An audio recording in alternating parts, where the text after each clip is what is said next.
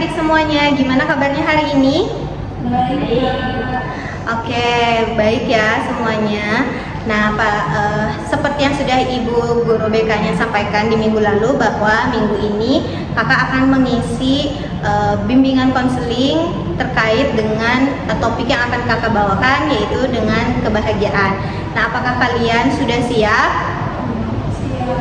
Oke, karena sudah siap, di sini sebelum kita memulai, alangkah lebih baiknya kita untuk berdoa terlebih dahulu. Berdoa dimulai. Berdoa selesai.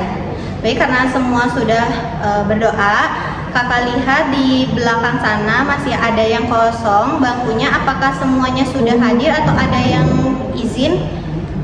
Ada yang izin.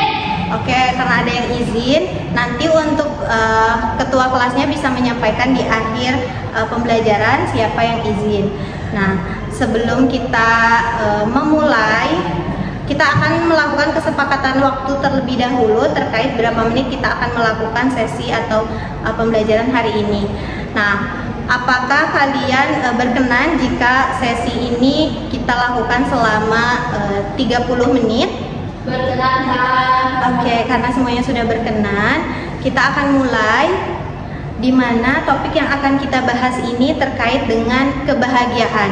Nah, sebelumnya apakah ada yang tahu apa itu kebahagiaan? Saya Oke, gimana deh? kebahagiaan itu suatu kondisi di mana seseorang merasa senang, ceria di situasi tertentu. Oke, bagus ya, betul. Nah, pada materi kali ini kita akan membahas kebahagiaan yang sudah sedikit Adik Delia sampaikan tadi, terkait dengan kebahagiaan itu merupakan sebuah rasa kesenangan. Nah, di sini kakak akan menambahkan sedikit terkait dengan kebahagiaan. Kebahagiaan ini kakak ambil dari definisi KBBI. Ada yang tahu apa itu KBBI? Saya Kak. Iya, apa? KBBI adalah Kamus Besar Bahasa Indonesia. Iya, betul. Nah, kakak mengambil definisi kebahagiaan ini dari Kamus Besar Bahasa Indonesia, di mana menurut KBBI ini kebahagiaan merupakan kebahagiaan ini adalah sebuah ketentraman dan juga kesenangan hidup baik secara lahir maupun batin. Nah, apakah dari penjelasan definisi singkat menurut KBBI ini adik-adik bisa pahami? Bisa ya, oke. Nah, bukan hanya itu, kakak mengambil definisi lain yang akan kita bahas secara bersama-sama, yaitu menurut Seligman. Nah, Seligman ini merupakan sebuah atau seorang psikolog yang berperan dalam kehidupan kita semua.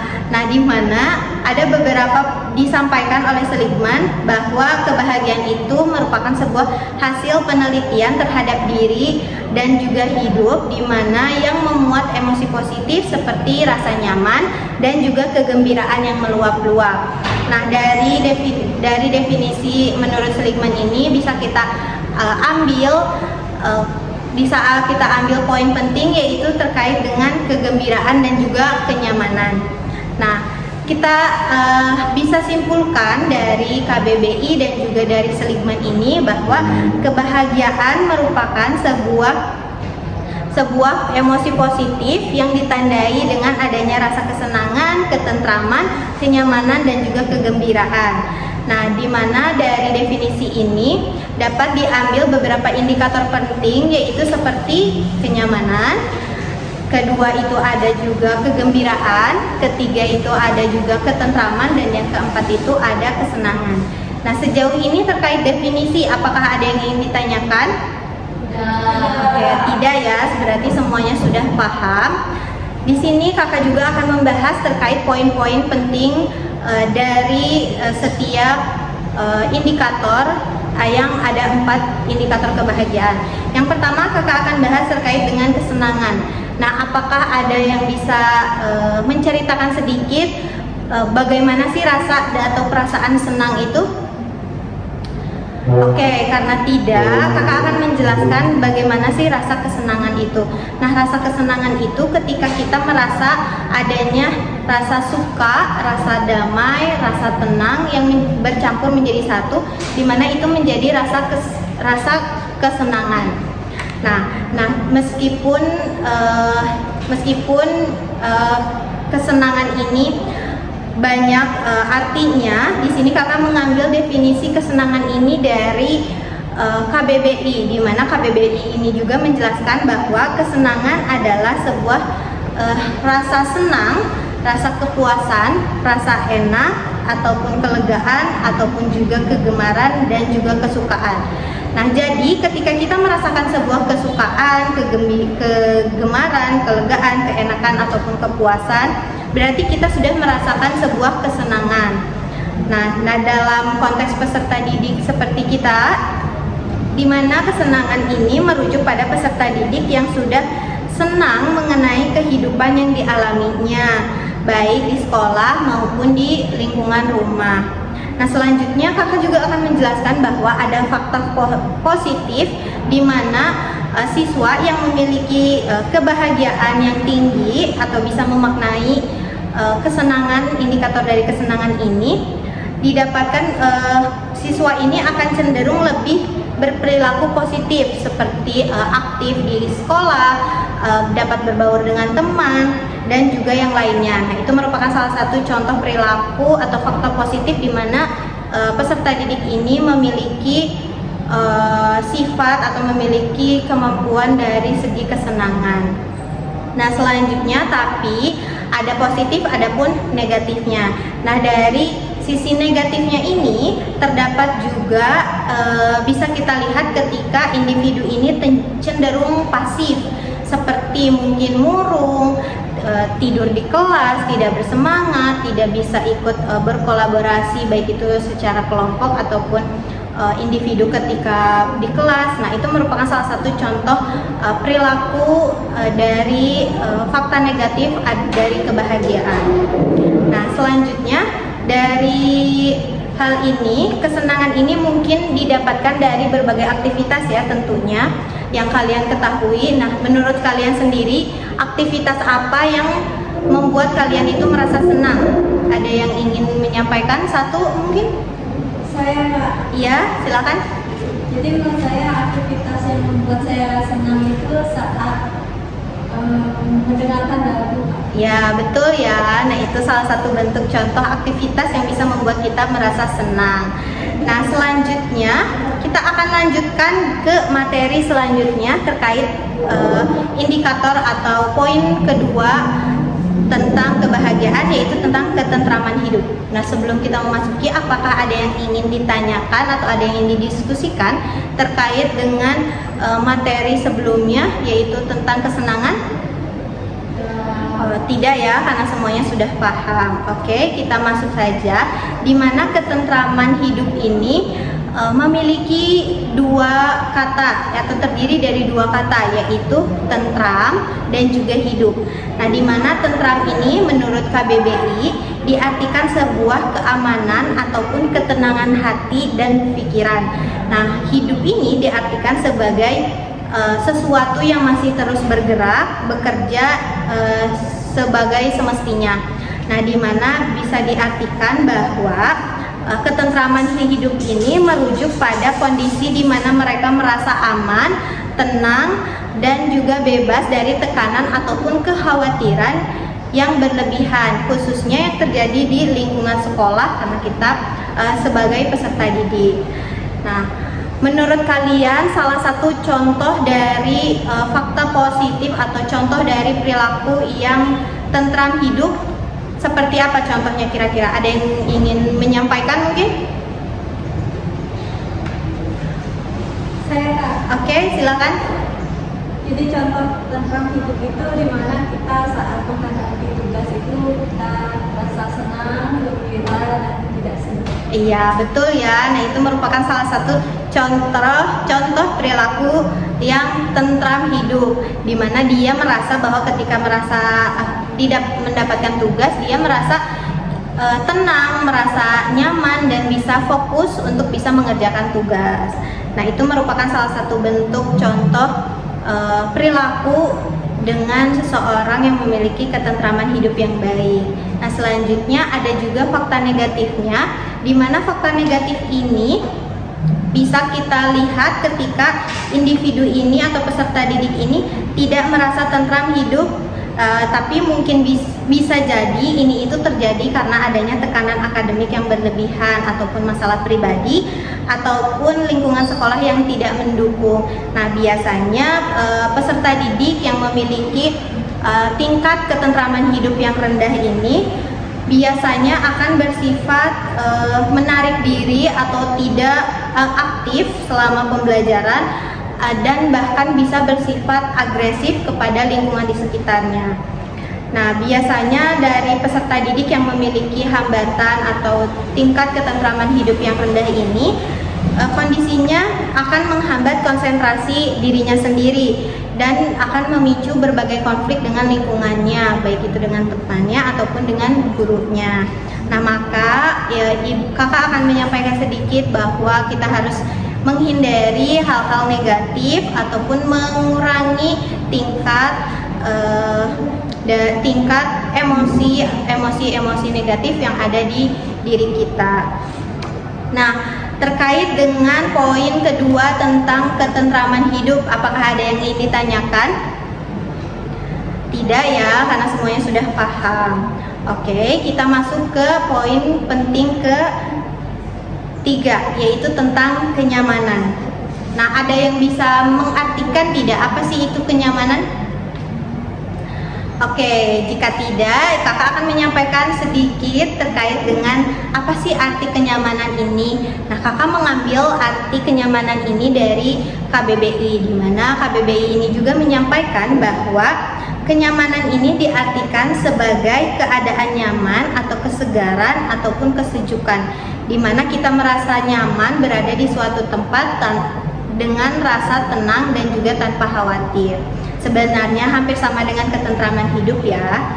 Nah, dalam konteks peserta didik ini, ketika seseorang merasa nyaman, ini diartikan sebagai sebuah perasaan yang betah, puas, dan juga mudah dalam beradaptasi dengan lingkungan, khususnya di sekolah. Nah, dari definisi kenyamanan ini, apakah kalian bisa mengartikan seperti apa sih contoh dari perilaku seseorang yang memiliki kenyamanan? Oke, boleh? Jadi kenyamanan itu seperti misalkan kita ketemu teman, Iya. lalu kita merasa nyaman karena saling ngobrol dan saling bertukar pikiran. Ya, betul ya. Nah, itu merupakan salah satu contoh perilaku ketika seseorang itu merasa nyaman.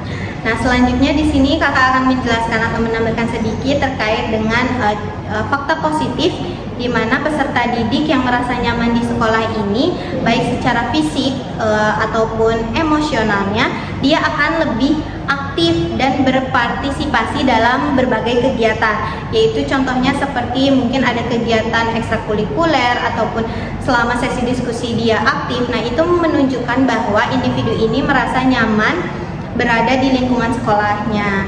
Nah, adapun fakta negatifnya atau contoh perilaku negatif dari individu ini. Nah, menurut kalian apakah ada yang ingin menyampaikan bagaimana contoh fakta dari perilaku negatif dari definisi kenyamanan?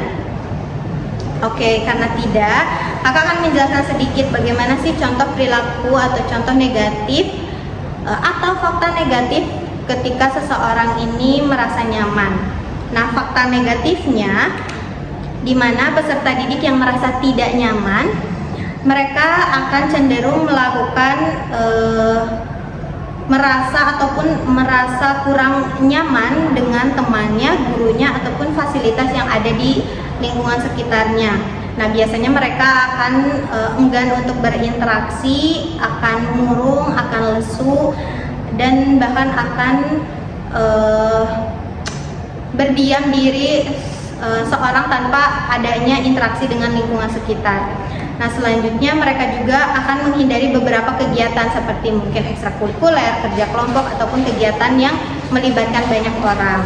Nah, ini menunjukkan bahwa seseorang yang memiliki tingkat kenyamanan yang rendah di lingkungan sekitar ini akan menghambat beberapa aspek, yaitu seperti akademiknya, sosialnya, dan yang lainnya. Nah, sejauh ini terkait dengan poin ketiga atau poin penting terkait dengan kebahagiaan, yaitu kenyamanan, apakah ada yang ingin ditanyakan? Oke, tidak ya, karena tidak. Di sini kakak akan menjelaskan poin terakhir atau indikator terakhir terkait dengan indikator kegembiraan. Nah, dari kalian sendiri apakah ada yang mau menjelaskan apa sih itu kegembiraan? Oke, karena tidak, di sini kakak akan menjelaskan sedikit terkait dengan definisi kegembiraan.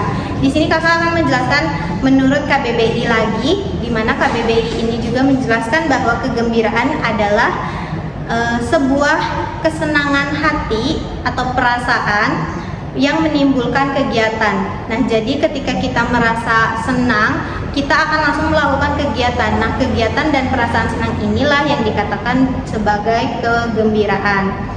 Nah, jadi bukan hanya perasaan yang senang, tapi perilaku kita juga ikut melakukan kegiatan. Nah, kalau senang sendiri itu hanya bersifat sementara dan bersifat rasa atau perasaan. Nah, kegembiraan ini akan melanjutkan kegiatan perasaan ini dengan kegiatan yang harus dilakukan. Nah, selanjutnya dalam konteks peserta didik, di mana kegembiraan ini akan mengacu pada perasaan sukacita, ceria ataupun bersemangat dalam menjalani hari-hari, baik itu khususnya di sekolah ataupun di luar sekolah. Nah, biasanya peserta didik ini akan merasa gembira yang tulus ketika mereka merasa atau cenderung lebih antusias dalam belajar dan berinteraksi sosial. Nah, jadi ketika kita bisa melihat ada orang yang bersemangat untuk mengikuti pembelajaran, nah kita bisa simpulkan juga bahwa peserta didik itu memiliki sifat atau indikator penting keempat, yaitu kegembiraan. Nah, peserta didik mereka juga akan dari perasaan senang itu atau perasaan bersemangat itu, mereka akan mengajak rekan-rekannya yang lain untuk bisa atau ikut merasakan kehangatan atau vibes yang mereka berikan, yaitu berupa kegembiraan itu. Nah, selanjutnya ada beberapa fakta negatif yang tadi disampaikan, itu merupakan salah satu bentuk contoh dari fakta positif. Nah, sekarang itu adalah fakta negatif, di mana ketika seseorang ini merasa kurang bahagia atau kurang bergembira, mereka mungkin akan cenderung menunjukkan sifat yang murung, lesu, ataupun sinis. Nah, ketika kalian melihat mungkin beberapa temannya ada yang sinis, kalian bisa menyimpulkan bahwa teman kalian ini memiliki tingkat kegembiraan yang rendah. Nah, apakah di kelas ini ada yang bersifat atau sering sinis kepada rekannya yang lain? Tidak ya. Nah, semoga kalian bisa berteman dengan baik. Nah, selanjutnya, apakah dari keempat poin ini ada yang ingin kalian tanyakan atau ada yang ingin kalian diskusikan? Tidak. Oke, tidak ya, berarti sudah paham. Jadi di sini kebahagiaan itu terdiri dari 4 komponen penting, yaitu seperti kenyamanan, kegembiraan, ketentraman, dan juga kesenangan. Nah, apakah kalian sudah paham semuanya? Sudah, oke. Nah, dari kegiatan kita hari ini, karena tidak ada pertanyaan, kakak akan menyebarkan sebuah kuesioner yang harus kalian jawab, di mana kuesioner ini akan kakak berikan dengan waktu kurang lebih selama 5 menit, di mana setelah kita melakukan kuesioner, kakak akan melihat seberapa banyak siswa yang masih merasa bahagia ataupun yang belum merasa bahagia. Nah, setelah itu kita akan melanjutkan dengan kegiatan lainnya, yaitu dengan kegiatan konseling atau bimbingan kelompok. Apakah adik-adik semuanya sudah paham?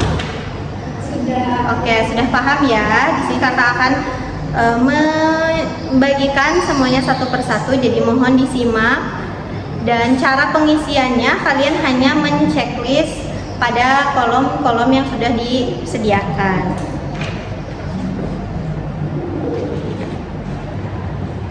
Oke anak-anak, jadi apakah sudah semuanya mendapatkan lembar kuesioner? Sudah, Kak. Oke, karena sudah, kakak akan berikan waktu selama 5 menit untuk kalian bisa menjawab dan juga mengerjakan lembar kuesionernya, yang dimana kita akan melanjutkan kegiatan dari lembar kuesioner ini menjadi bimbingan kelompok. Apakah dapat dipahami? Dapat dipahami, Kak. Oke, baik. Silakan dikerjakan anak-anak.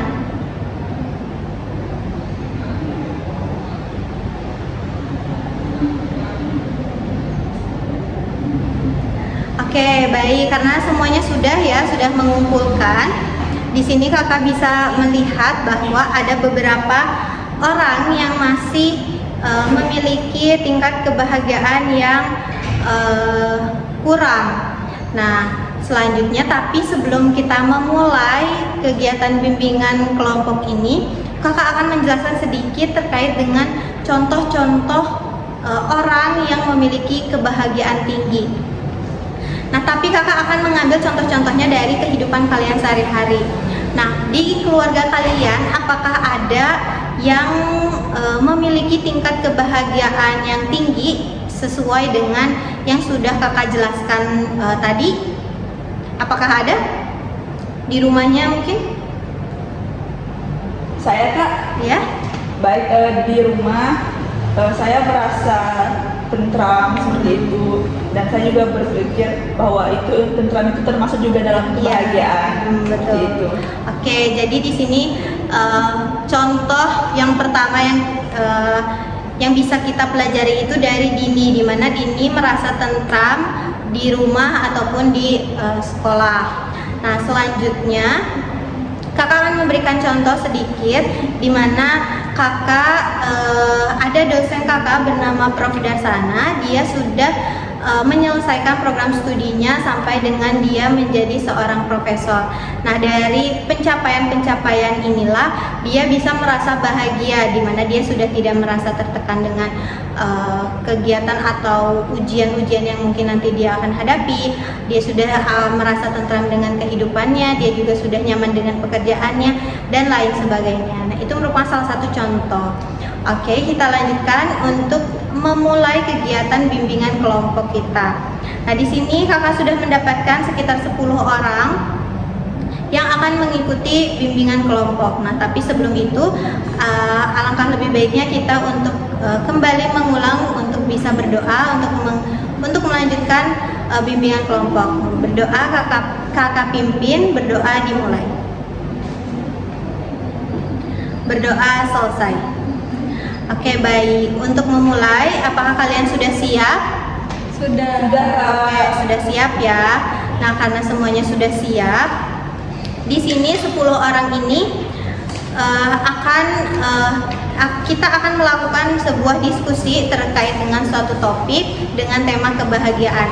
Nah, kira-kira topik apa yang bisa kita angkat untuk menambah wawasan, untuk bisa meningkatkan kebahagiaan kalian? Saya, Kak, Ya? mungkin faktor-faktor yang menyebabkan kebahagiaan itu sendiri, Kak. Oke, betul. Bagus ya. Apakah kalian semua sudah sepakat untuk membahas terkait dengan faktor-faktor? Sepakat. Oke, sudah sepakat ya. Karena sudah sepakat, kita akan membahas terkait dengan faktor-faktor. Nah, menurut Dini sendiri, faktor pertama apa sih yang bisa mempengaruhi kebahagiaan? Baik, Kak, izin menjawab, Kak, ya.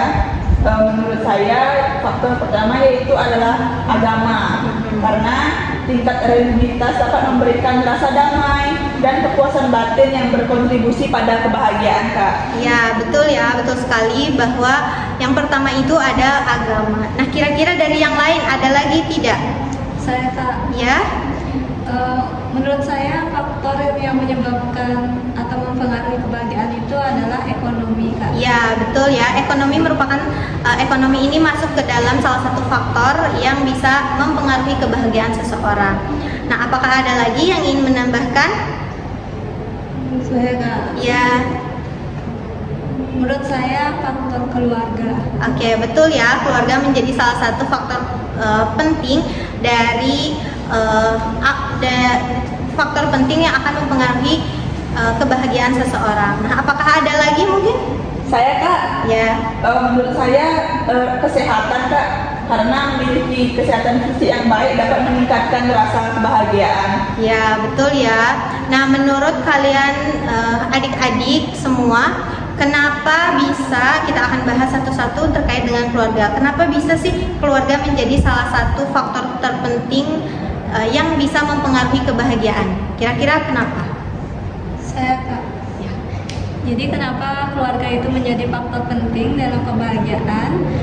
Tanpa adanya dukungan dari keluarga atau semangat dari keluarga itu kita akan mudah merasa lelah, merasa tidak nyaman saat beraktivitas. Jadi keluarga itu sangat penting untuk memotivasi dan mendukung kita. Oke, betul ya. Gimana menurut Dini, apakah sudah betul alasan dari Ade Gung Sukma ini? Menurut saya sudah betul Kak, tapi saya mau menambahkan, apakah boleh? Boleh? Baik, kenapa keluarga sangat penting dari faktor kebahagiaan? Karena di keluarga kita bisa mendapatkan rasa aman dan juga rasa kasih sayang yang bisa membuat kita merasa bahagia, seperti itu Kak. Iya, oke, betul sekali ya. Nah, kakak ada satu pertanyaan di mana kalian berdiskusi. Menurut kalian, apakah uang itu akan bisa mempengaruhi sebuah kebahagiaan? Kakak akan berikan waktu sekitar 2 menit. Oke adik-adik, karena sudah 2 menit, bagaimana? Apakah uang ini akan menjadi salah satu faktor yang bisa mempengaruhi kebahagiaan seseorang? Izin Kak. Iya. Jadi memang benar kalau uang itu menjadi faktor yang mempengaruhi kebahagiaan, dimana jika kita tidak atau memiliki ekonomi yang rendah, itu kita akan merasa sulit untuk memenuhi kebutuhan kita sehari-hari. Oke, betul. Gimana menurut pendapat yang lain? Baik, di sini mengutarakan pendapat Kak. Ya. Menurut saya faktor seperti uang itu ekonomi termasuk juga faktor dari kebahagiaan, karena jika ekonomi kita mengalami kesulitan, maka kita akan sulit mengakses kebutuhan-kebutuhan yang lainnya. Oke, betul ya. Jadi ekonomi di sini atau uang sendiri memiliki peranan yang sangat cukup krusial untuk membangun sebuah kebahagiaan atau merupakan salah satu faktor yang menjadi yang berpengaruh terhadap kebahagiaan. Nah, oke. Apakah sejauh ini ada yang ingin ditanyakan terkait faktor-faktor? Saya Kak, Boleh? saya ingin bertanya, apakah manakah yang lebih penting, faktor dari dalam diri atau dari luar diri Kak untuk Oke. kebahagiaan? Oke, betul, bagus sekali ya jawabannya. Pertanyaannya, di mana faktor apa saja atau faktor mana yang lebih penting, faktor dari dalam diri atau faktor dari luar diri individu. Nah, sejatinya kebahagiaan ini bisa diciptakan dari diri kita sendiri. Nah, di mana ketika kita sudah merasa bahagia, sudah bisa merasa nyaman dengan lingkungan sekitar, kita merasa aman bersama rekan atau bahkan guru atau bahkan orang tua, itu akan menjadi salah satu bentuk atau fondasi paling dasar kita akan merasakan kebahagiaan. Nah, ketika di dalam diri kita sudah merasa kebahagiaan, maka faktor-faktor lain pun akan atau faktor dari luar pun akan mempengaruhi atau akan menjadi bagian yang bisa membuat kebahagiaan kita semakin meningkat, begitu. Jadi yang paling penting itu kebahagiaan atau dari dalam diri kita sendiri yang nantinya akan ditambahkan atau akan dipengaruhi dengan kebahagiaan dari luar, seperti itu. Apakah bisa dipahami? Dipahami. Paham Kak? Oke, karena paham, selanjutnya apakah ada yang ingin didiskusikan lagi atau ada yang ingin ditanyakan lagi? Tidak ada. Tidak ada Kak. Oke, karena tidak ada, di sini kakak akan melakukan sebuah pertanyaan singkat terkait kebahagiaan, di mana selanjutnya kita akan melakukan sesi konseling kelompok, di mana kita akan kita akan dalam sesi konseling kelompok ini sebanyak 5 orang. Nah, jadi kakak akan memilih sesuai dengan pertanyaan yang akan kakak berikan. Apakah kalian sudah siap untuk menjawab pertanyaannya? Siap. Oke, kakak akan bertanya, siapa di sini yang paling sering menangis? Saya Kak, saya sering nangis Kak. Oke, di sini ada Dini ya. Selanjutnya, siapa kira-kira yang paling merasa tidak nyaman ketika ada di rumah?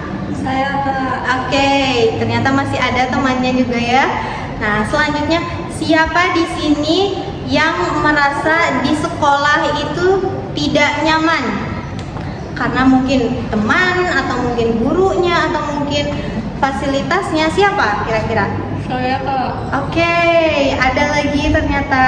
Selanjutnya pertanyaan keempat, siapa di sini yang kira-kira masih merasa mudah lelah, tidak bersemangat? Siapa? Saya Kak, saya gampang banget lelah Kak. Ya, oke.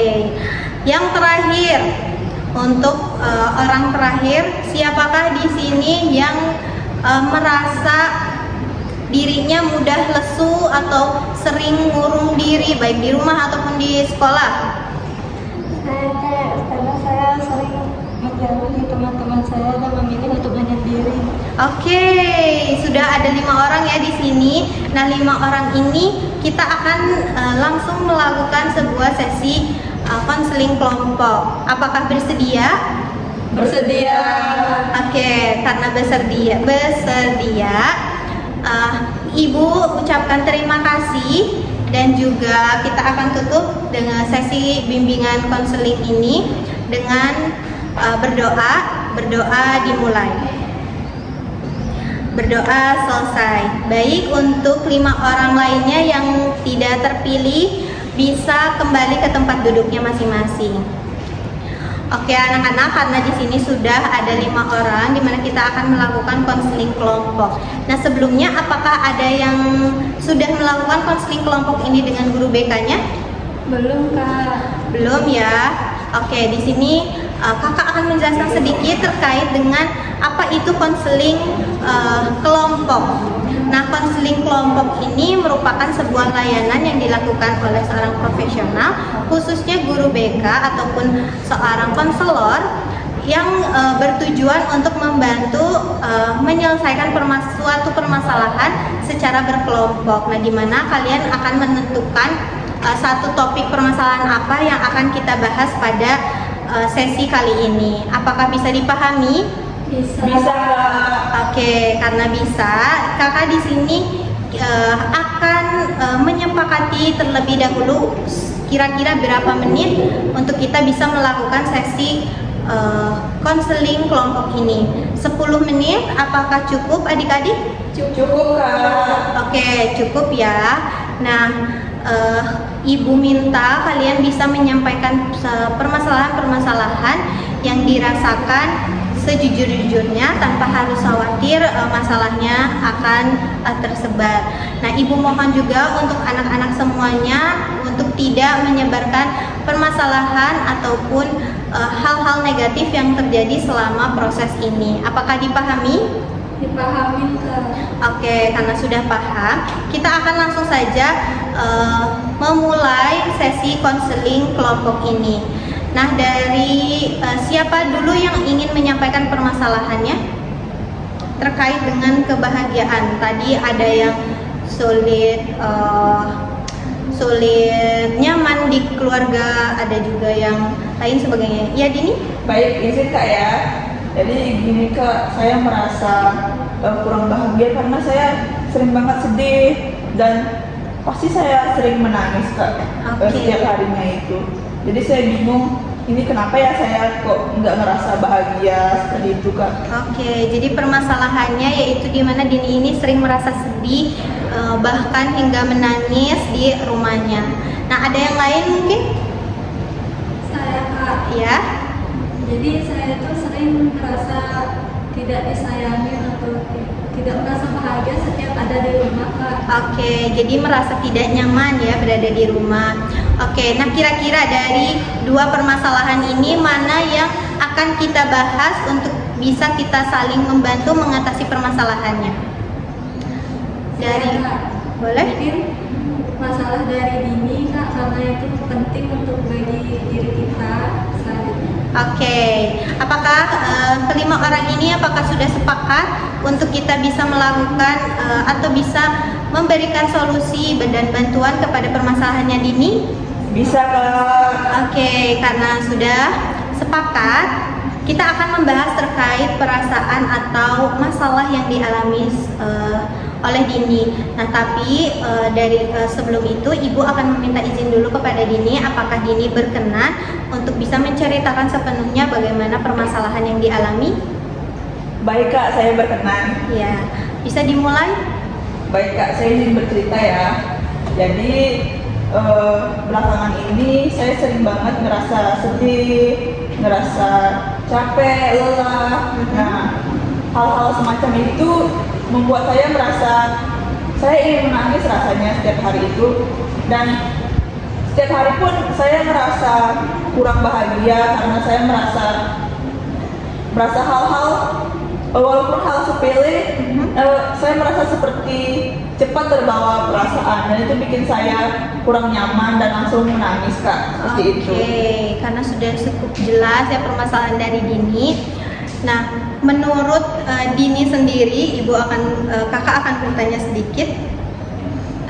Kira-kira apa sih yang membuat Dini itu merasa tiba-tiba ingin menangis atau merasa tidak nyaman atau tiba-tiba merasa ini, apakah itu dari pikiran atau memang ada perilaku atau kejadian yang sudah dialami sebelumnya?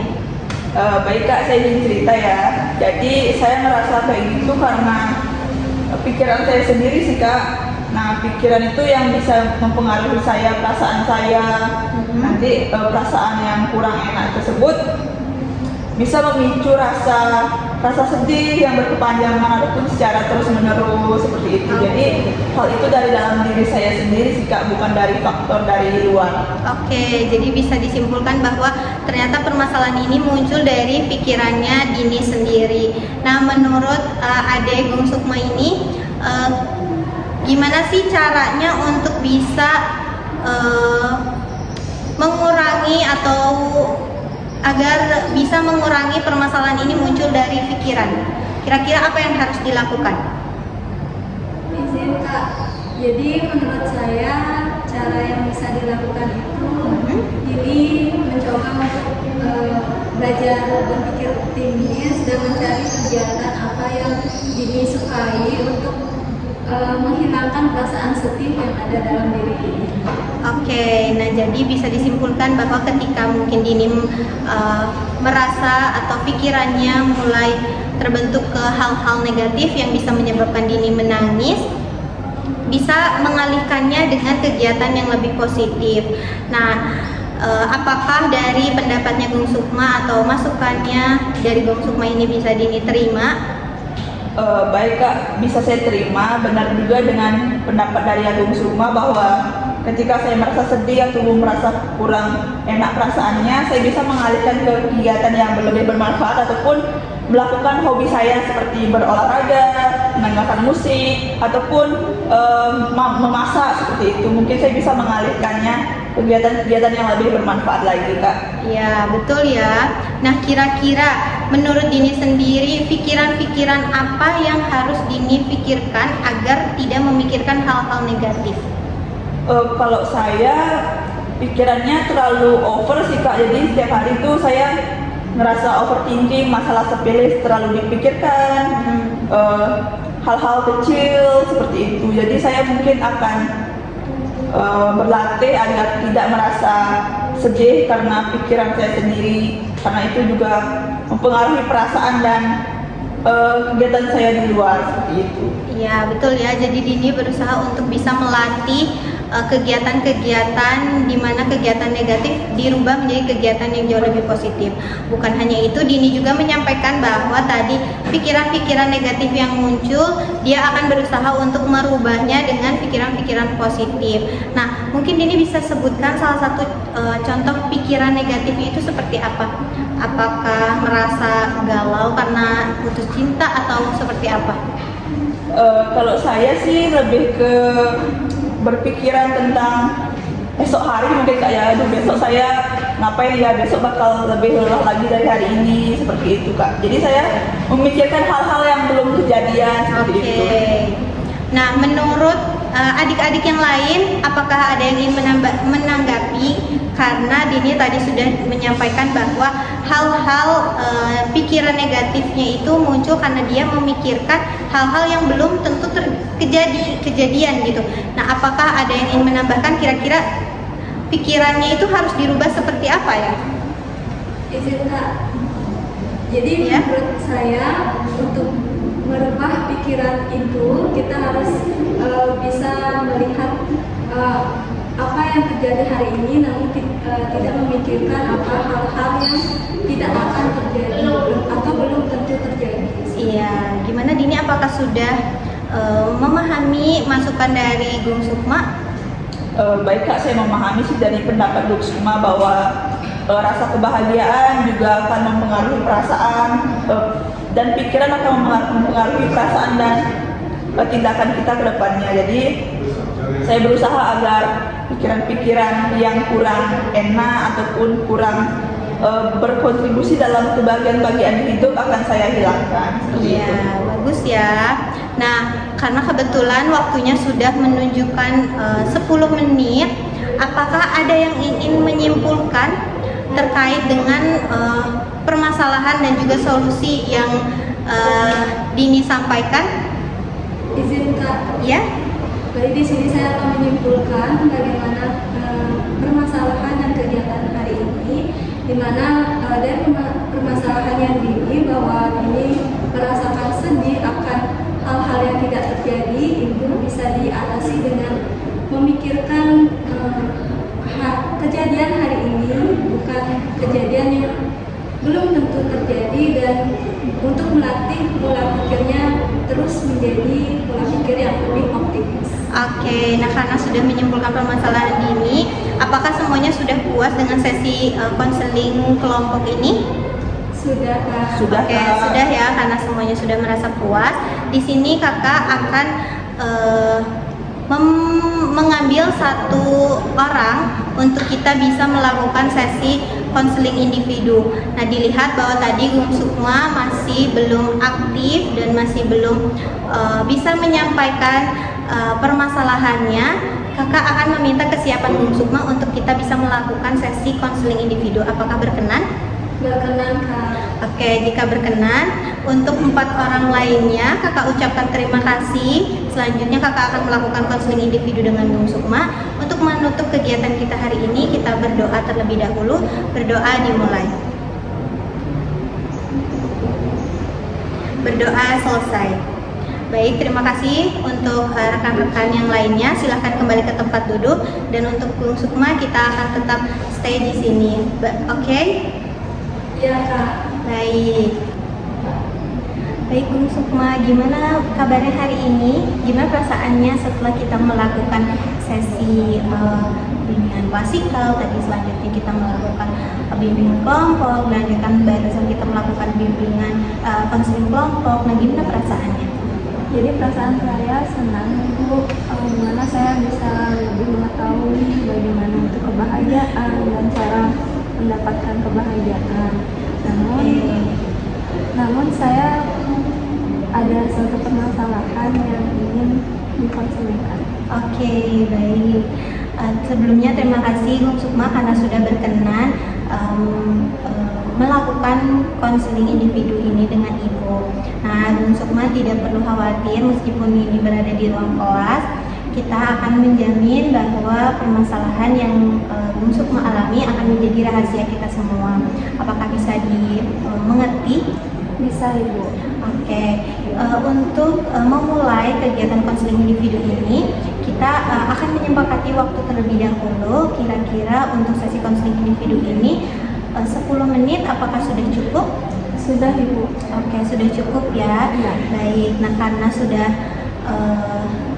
setuju dan juga kita Bung Sukma juga sudah memahami bagaimana konseling individual ini. Nah, tapi Ibu mau nanya, apakah sebelumnya Bung Sukma sendiri sudah melakukan konseling individual? Belum pernah Ibu. Oke, belum pernah. Di sini Ibu akan menyampaikan sedikit terkait bagaimana sih atau apa sih konseling individual ini. Nah, jadi konseling individual ini merupakan sebuah bentuk pelayanan yang dilakukan oleh guru BK atau seorang konselor atau profesional lainnya kepada seorang konseli untuk bisa menyelesaikan permasalahannya, di mana konselor ini akan menjadi fasilitator dari permasalahan yang sedang dialami. Apakah bisa dipahami? Bisa. Oke, bisa ya. Baik. Di sini sebelum kita memulai sesi konseling individual ini, mari kita berdoa terlebih dahulu. Berdoa dimulai. Berdoa selesai. Baik, Bung Sukma, apakah sudah siap? Sudah siap. Oke, baik, bisa dimulai. Gimana permasalahannya? Jadi begini Ibu, saat saya di sekolah itu saya merasa teman-teman saya menjauhi saya Ibu. Memang kita jarang ngobrol, tapi saya merasa mereka ngejauhi saya aja gitu. Oh, jadi masalah yang dialami Bung Sukma ini, Bung Sukma merasa bahwa teman-teman ini menjauhi. Nah, kira-kira menurut Bung Sukma sendiri, perasaan itu muncul dari mana sih? Apakah memang mereka menunjukkan sikap bahwa mereka menjauhi Bung Sukma, atau memang hanya berada di pikiran, oh dia menjauhi saya sepertinya, atau seperti apa? Kalau dari diri saya itu, saya mikir hanya di pikiran saya itu kalau mereka bakalan menjauhi saya gitu. Oke, jadi memang bersumber dari pikiran ya, bukan dari perilaku atau perilaku dari teman-temannya yang sengaja menjauhi, seperti itu ya. Ya. Oke, nah karena pikiran itu bersumber dari atau permasalahan yang bersumber dari pikiran, dimana kita akan melakukan restrukturi kognitif atau merestrukturkan kembali pikiran-pikiran yang tadinya irasional menjadi rasional, yang tidak baik menjadi baik. Apakah berkenan? Berkenan. Oke, karena dari permasalahan ini Bung Sukma menyampaikan bahwa pikiran Bung Sukma sendiri yang berpikir bahwa orang atau rekan-rekannya itu menjauhi Bung Sukma. Nah, menurut Bung Sukma sendiri, apakah kira-kira apa yang menyebabkan pikiran itu timbul? Jadi kenapa saya merasa kayak gitu? Karena saya dan teman saya itu jarang ngobrol Ibu, dan juga jarang untuk berinteraksi satu sama lain. Oke, jadi Bung Sukma merasa bahwa permasalahan ini atau pikiran ini muncul karena kurangnya komunikasi dan juga interaksi dengan rekannya. Nah, apakah sebelumnya memang ada masalah atau tidak? Sebelumnya tidak.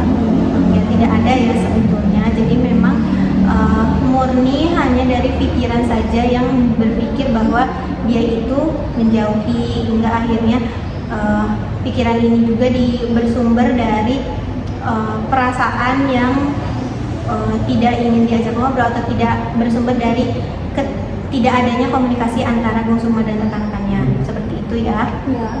Oke, nah menurut Bung Sukma sendiri, pikiran-pikiran negatif itu apakah bisa dikurangi atau bisa dihilangkan tidak? Menurut saya bisa dikurangi. Bisa. Oke, seperti apa itu kira-kira? Mungkin untuk menguranginya, saya mencoba untuk diskusi dengan teman saya, dan mungkin dari situ saya bisa mengetahui apakah benar mereka menjauhi saya atau tidak. Oke, betul ya. Jadi mulai dari merubah pola pikirnya terlebih dahulu. Ketika Bung Sukma berpikir bahwa rekannya itu menjauhi, Bung Sukma merubah pola pikirnya untuk kita coba untuk bisa melakukan atau berkomunikasi dengan rekannya seperti itu ya. Jadi mencoba untuk berkomunikasi itu sudah sangat betul. Ketika Gung Sukma berpikir untuk mengurangi pikiran negatif ini, Gung Sukma melakukan kegiatan yang positif dengan melakukan diskusi seperti itu ya. Nah, menurut Gung Sukma sendiri, pikiran-pikiran negatif ini apakah bisa dirubah dengan pikiran-pikiran positif? Mungkin bisa. Nah, kira-kira pikiran positif seperti apa lagi selain dengan mencoba untuk melakukan komunikasi?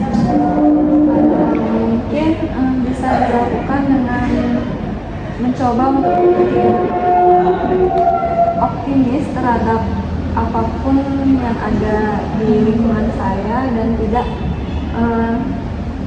terus menganggap hal itu menjadi pikiran yang negatif. Iya, betul ya. Jadi di sini juga Gung Sukma sudah mengerti hal-hal apa saja yang bisa Gung Sukma lakukan.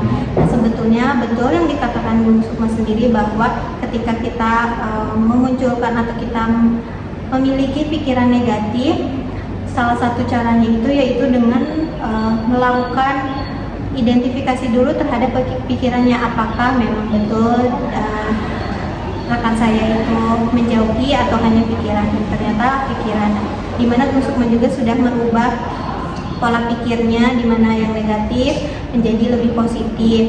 Nah, dari hal-hal atau kegiatan kita konseling individual ini, apakah ada yang ditanyakan lagi ataukah masih ada pikiran-pikiran negatif itu muncul?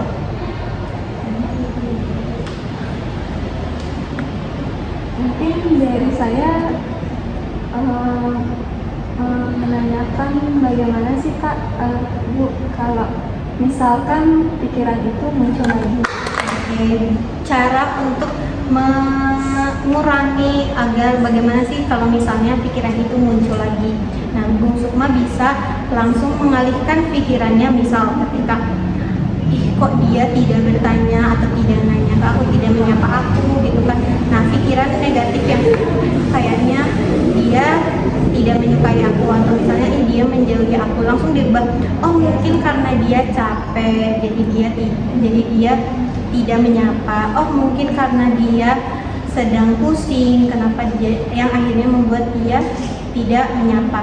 Nah, hal-hal negatif dan kegiatan-kegiatan positif ini yang akan membantu merestrukturi pikiran ataupun kognitif dari Gung Sukma, di mana lebih memikirkan hal-hal positifnya, kenapa seseorang itu tidak menyapa atau kenapa orang itu tidak bersifat hangat gitu. Apakah bisa dimengerti? Bisa Ibu, sekarang saya mengerti. Oke, jadi kira-kira Ibu mau menanya satu kali lagi, seperti apa cara Gung Sukma untuk bisa merubah pikiran irasional menjadi rasional? Mungkin dari konseling ini, cara saya untuk mengubah pikiran irasional menjadi rasional itu dimana saat saya berpikir negatif, saya akan mencoba untuk langsung mengidentifikasinya, apakah memvalidasi pikiran saya, apakah benar pikiran saya tentang teman saya atau tidak, agar tidak memunculkan masalah. Iya, betul ya. Oke, nah dari sesi konseling ini apakah ada yang ingin ditanyakan lagi ataukah sudah terstruktur atau sudah sejalan, sudah cukup selesai menyelesaikan masalahnya atau bagaimana? Jadi yang saya rasakan sudah cukup Ibu. Oke, sudah cukup ya. Jadi sudah bisa dimengerti bagaimana cara agar tidak berpikir negatif lagi. Apakah sudah bisa mengerti kan? Sudah Ibu. Oke, sudah ya. Baik, karena sudah, mengingat waktu juga sudah 10 menit, apakah kita bisa menutup kegiatan konseling individual ini? Bisa Ibu. Oke, bisa. Bisa Ibu simpulkan sedikit. Mungkin dari Gung Sukma sendiri bisa menyimpulkan. Baik Ibu, saya akan mencoba menyimpulkan kegiatan ini, di mana permasalahan saya itu adalah perasaan yang berpikiran negatif terhadap teman saya, karena teman saya saya dan teman saya itu jarang ngobrol dan jarang juga menyapa. Itu membuat saya berpikiran negatif tentang teman saya untuk menjauhi saya.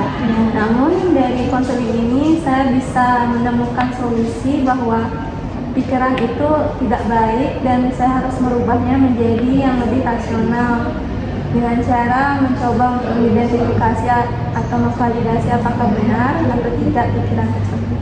Ya, betul ya. Dan memikirkan hal-hal yang positif. Nah, di sini Ibu juga akan menyebutkan sedikit bahwa pikiran-pikiran negatif yang muncul itu akan sangat mempengaruhi perilaku dan juga perasaan. Nah, namun salah satu caranya untuk bisa merubah pikiran negatif itu dengan pikiran yang positif, yaitu dengan mencari hal-hal positif dari seseorang atau dari perasaan atau dari pikiran negatifnya. Apakah sudah cukup dipahami, Bu Sukma? Sudah cukup. Oke, sudah ya. Karena sudah selesai sesi ini, mari kita berdoa terlebih dahulu. Berdoa untuk menutup kegiatan hari ini. Berdoa dimulai. Berdoa selesai. Baik, terima kasih Bung Sukma sudah mengikuti sesi konseling individual ini. Semoga permasalahan dan juga pemikiran negatif bisa berubah menjadi pemikiran positif. Sekali lagi Ibu Tri ucapkan terima kasih dan tetap semangat. Terima kasih Ibu atas solusinya. Ya. Saya pamit ya. Oke.